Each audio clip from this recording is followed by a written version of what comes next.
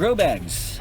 This one has been sitting unattended here underneath our canopy at our campsite for, well, since we've been here. And we've been in our campground for about 3 weeks now, and then before this one we were at another one for about 4 weeks. This one has been at both of them, and it's kind of got this sad looking stevia plant in it, but it's not really the time of year to be growing stevia, so the fact that we have any of it at all is a plus. When we sold our house, we had a few of these grow bags sitting around, and some were unused, some already had plants in them, and we wanted to be able to take some of our plants that we knew were difficult to start, and one of them was a stevia plant. Now this one here that is in this grow bag has been with us for probably 4 or 5 years. I've tried to plant stevia and have it go, and I have very little success with that, but this one here, every year it grows. We get like a year's supply of stevia off of it. What we've done is we actually took that one plant and we brought it with us, and we put it in one of these small grow bags. Now these grow bags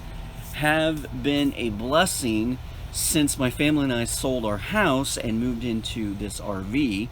And we've done that until we can find our next homestead. And we were able to just take these small grow bags, pick them up, and take them with us to whichever campsite we've gone to. These do come in several different sizes. We also have a 7-gallon one. I don't think we have any of those with us here. Those were too big to bring with us, so we just brought these 1-gallon. We ordered these off of Amazon, and they came wrapped in just a simple plastic bag. They had little paper markers, so you could actually stick those paper markers into the pot so that you could tell what plant you had in each of the pot. That was a nice little touch. We ordered these right around the time that the pandemic was starting to kick off in 2020. The inventory of any kind of grow pot or bag was extremely low. You had a very hard time of finding any of it. So to say that my wife and I were a little excited, I think my wife was probably a little more excited about it than I was. But anyway, she said, grab the camera, let's go. So I grabbed the camera. What are you gonna do? The woman says, grab a camera. I'm grabbing a camera. She immediately started filling bags with dirt and grabbing plants.